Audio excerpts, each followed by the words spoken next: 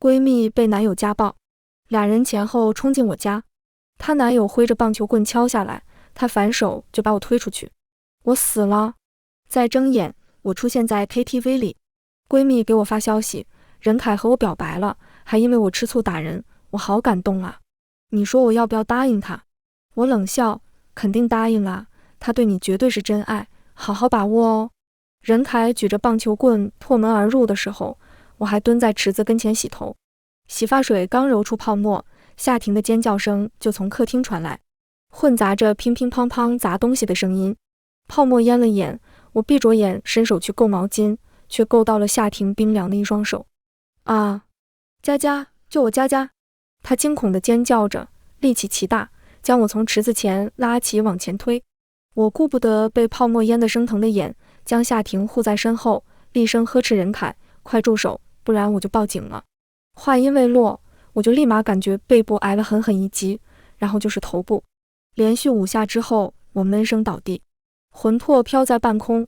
我看见自己湿漉漉地躺在卫生间，后脑勺凹下去一大块，头上的泡沫被染成了红色。夏婷缩在角落，小脸煞白，已经吓得失了声。任凯从暴怒中清醒过来，意识到自己闯了祸。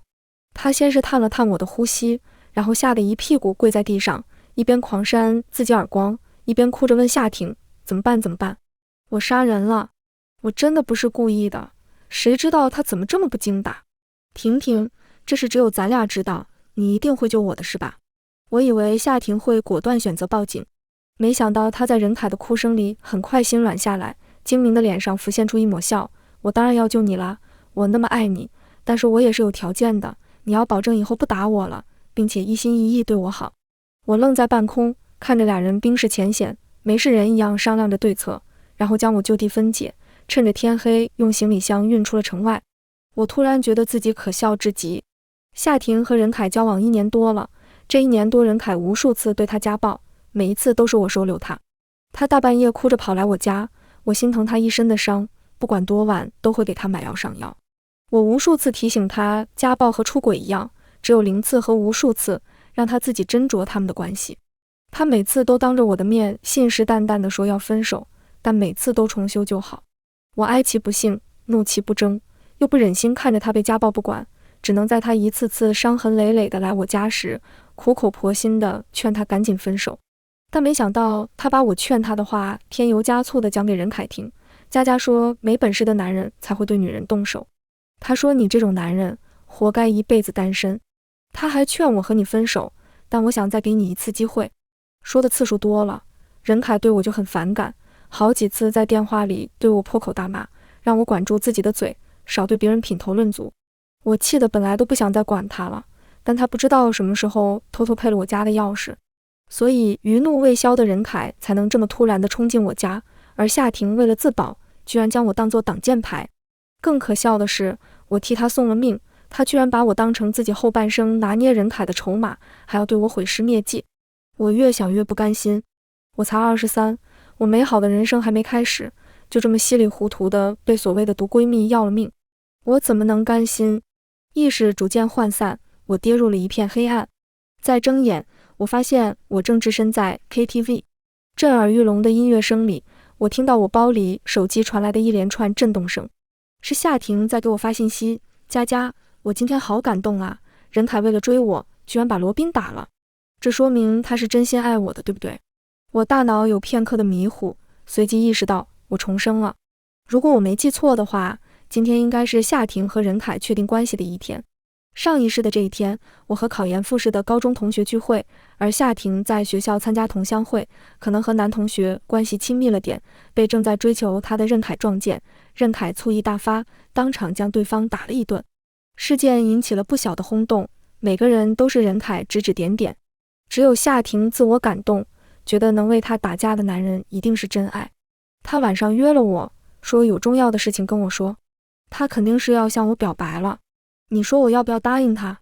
夏婷的消息还在不断地发过来，我想起了上一世，她也是这样问我的。那时候的我好心好意地提醒她，不分青红皂白就亮拳头的男人恐怕有暴力倾向，最好还是多观察观察，不然以后吃亏的是自己。夏婷当时还说会考虑考虑，但当晚他就答应了任凯的追求，并跟任凯说，我室友佳佳对你很有偏见，他说你一看就有暴力倾向，让我不要答应你。但我觉得你没他说的那么不堪，所以我还是给了你这次机会，你可要好好珍惜我，使劲对我好，打他脸。两人开始正式交往后，我因为找到了实习单位，从学校宿舍搬了出去，但仍时不时地收到夏婷的微信轰炸。他把我当成他情绪的垃圾桶，时不时就将和任凯在一起的不愉快讲给我听。他抱怨任凯不光脾气不好，还大男子主义，虚荣心极强，做事情从来不考虑他的感受。我以为他的恋爱脑终于觉悟了，所以又一次劝他及时止损，赶紧分手。但他却把我俩的聊天记录截图给任凯，佳佳说我早就应该和你分手了。佳佳说你根本不爱我，劝我及时止损。于是我莫名其妙成了妨碍他俩感情的绊脚石，并被任凯怀恨在心。回话呀，佳佳，我要不要答应他？夏婷的信息又催命般传过来。我思绪从上一世的不堪回忆中抽离，冷笑着给夏婷回信息，答应啊，为啥不答应？冲冠一怒为红颜，他对你绝对是真爱，好好把握哦。上辈子被你们害得死无葬身之地，重活一次，老子可不想再惹一身骚。珍惜生命，远离毒闺蜜。消息发过去很久没动静，我以为自己终于摆脱了，但一首歌没唱完，夏婷的消息又密集地挤进来。可是我刚才又问了孙文文，她说了一大堆任凯的坏话，劝我再考虑考虑。后面跟着几张他和孙文文的聊天截图，截图里孙文文同样劝导着夏婷，我感觉他眼神挺凶的，还爱打架，这种男孩子性格应该不好。找男朋友是件大事，你还是多考量考量吧。和我上一世的说辞差不多，并没有什么出格的话，但夏婷解读起来可就不是这么回事了。佳佳，你说他这么卖力地阻止我，是不是说明他也对任凯有意思？你还记不记得咱们5·1去爬山那次，任凯摔破了膝盖，就是孙文文给他的消毒棉签和创可贴，那时候我就觉得他看任凯眼神不对劲，他这人怎么这样啊？劝我放弃，然后自己再去表白。佳佳，整个宿舍咱俩最好了，你帮我分析分析，可不能着了孙文文这绿茶的道。我一时气也，随即意识到，因为我先知先觉的刻意躲避，这一世灾祸可能会转嫁到孙文文的身上，这是我最不愿意看到的。因为孙文文与我有恩，抛开同寝4年的姐妹情谊不说，上一世她是唯一一个肯为我妈处理后事的人。上一世我被夏婷和任凯残忍抛尸后，我妈悲痛欲绝，便卖了房产满世界寻我，悬赏令贴满了大街小巷，高额的悬赏金勾起了任凯的贪念。他利用 AI 换脸，将我的脸移植在一个穿着破烂的拾荒女身上，然后匿名发给我妈，骗我妈说这是他在外地旅游的时候拍到的，和寻人启事上的人看着很像。我妈寻女心切，看到我的脸就失了理智，第一时间按照他们提供的地址赶了过去。结果可想而知，人没找到，他被任凯勒索掉了所有的钱财。我妈气急于心，一下子病倒在异乡，最后惨死桥洞。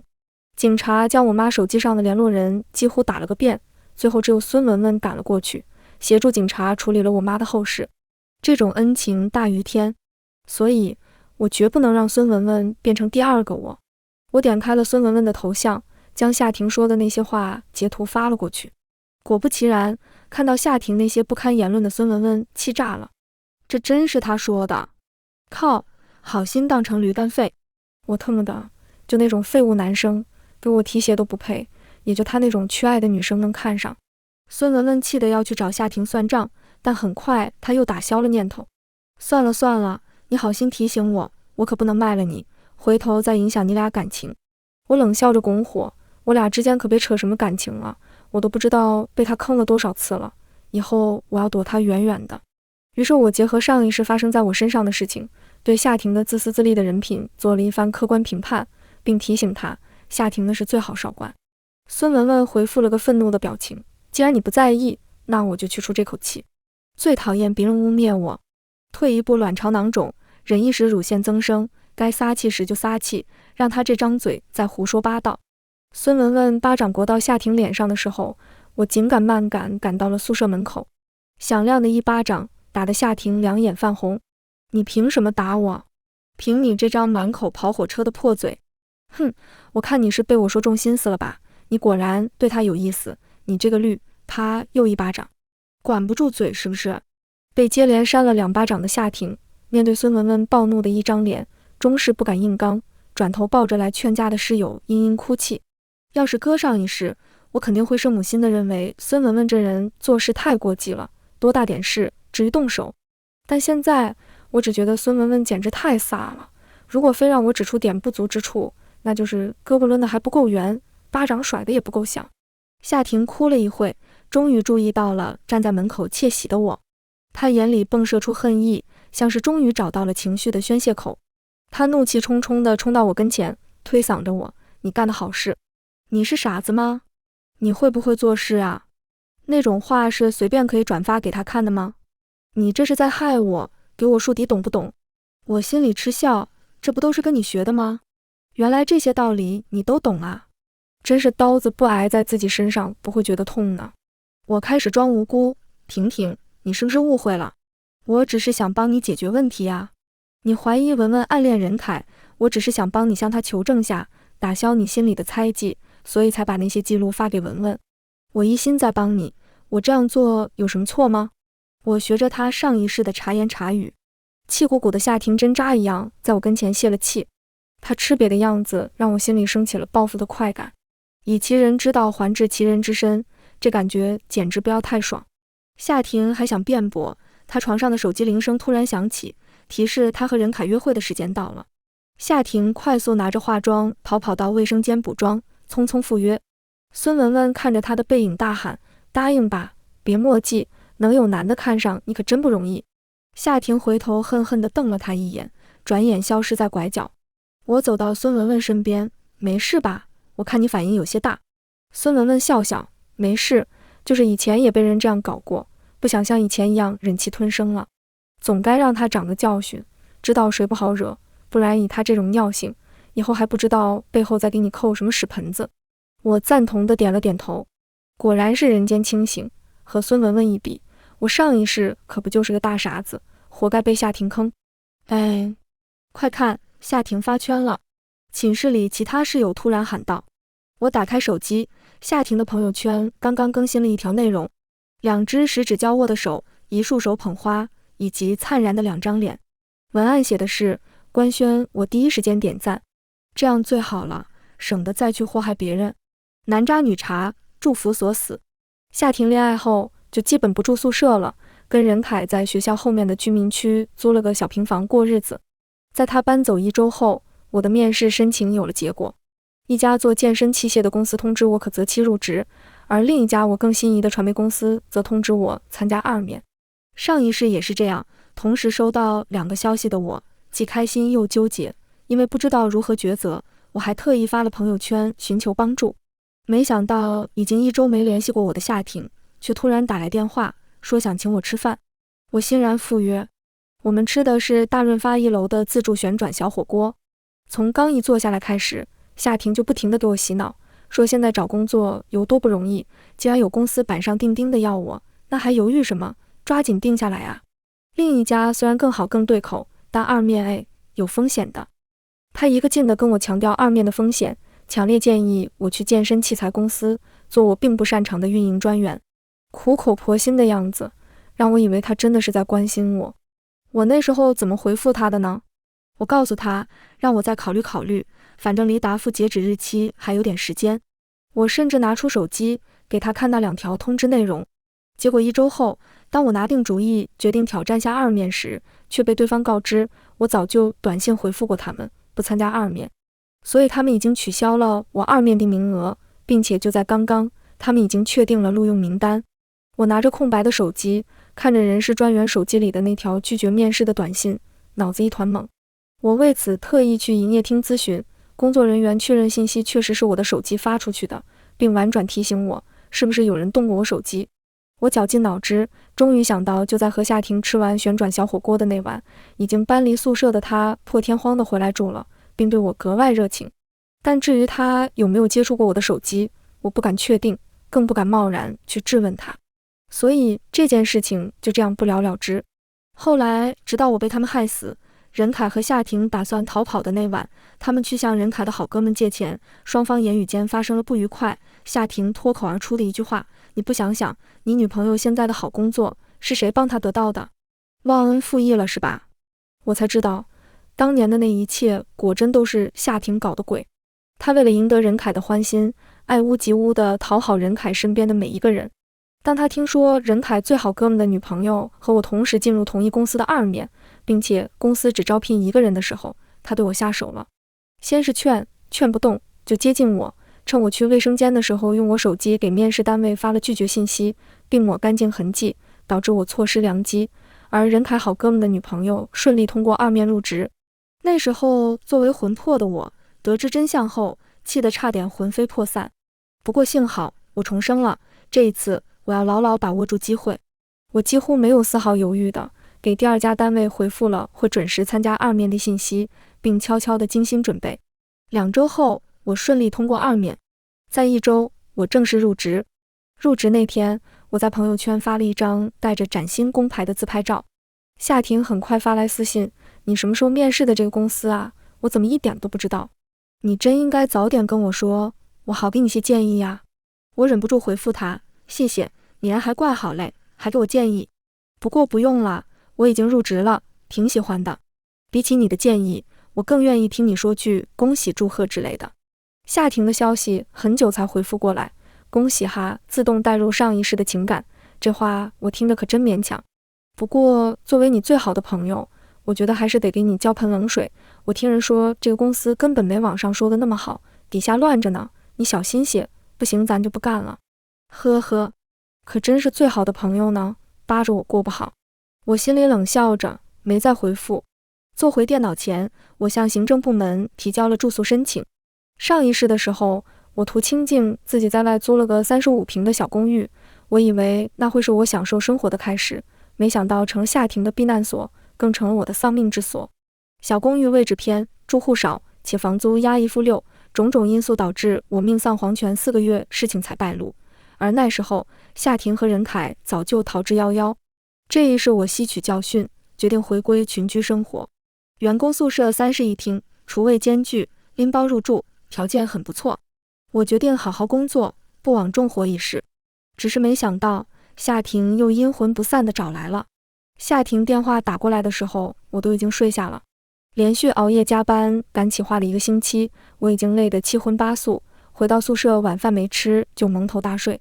夏婷电话吵醒我的时候，已经是晚上11点半了。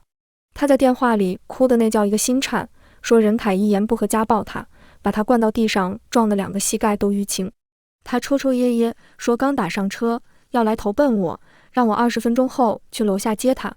上一世也是这样，她大半夜带着一身伤来找我，疼得叫唤，让我下楼去给她买擦伤药。深更半夜的大街上，本来位置偏僻，药店就少，仅有的几家也早就打烊。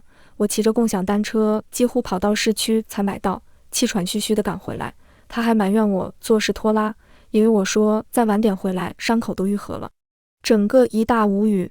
更别说她把我劝她和任凯分手的话添油加醋地讲给任凯听，让任凯对我怀恨在心了。人不能在同一个地方跌倒，这次我绝对不会再多管闲事了。我抢在夏婷挂电话前对她说：“放心，你尽管来，尽管来，让不让你进就是我的事了。”我先是跟小区门卫上的物业打了招呼，告诉他们一会有人来找我，千万拦着别放进来。然后我又将电话打给任凯，告诉他夏婷在来我这里的路上，让他赶紧来抓人。婷婷老师在我们寝室群里抱怨你不贴心，还征求我们意见，要不要和你分手。但我觉得宁拆10座庙，不破一桩婚。我看你俩很有夫妻相，我反正是劝和不劝分的。再说一吵架就离家出走，这习惯不好。婷婷性格我太了解了，吃硬不吃软。打她还不是因为她不听话，牛靠牵，马靠鞭，老婆不打就上天。以后她再这样一吵架就乱跑，你还使劲打。我在任凯的千恩万谢里挂了电话。20分钟后，一辆出租车停在小区门口。夏婷走下来，在小区门口张望，没看到我的身影。她掏出手机开始给我打电话。我就那么静静地看着手机响了又响，直到5分钟后，又一辆出租车停下。任凯从车里下来，两人一番极限拉扯后，夏婷被任凯滴溜小鸡一样塞进了出租车后座。稍后一骑绝尘，车子消失在我的视线。稍后，夏婷的谩骂短信铺天盖地的过来，是你让任凯去抓我的，我把你当成我最好的闺蜜，你就这样害我？他下死手，会打死我的，你知不知道？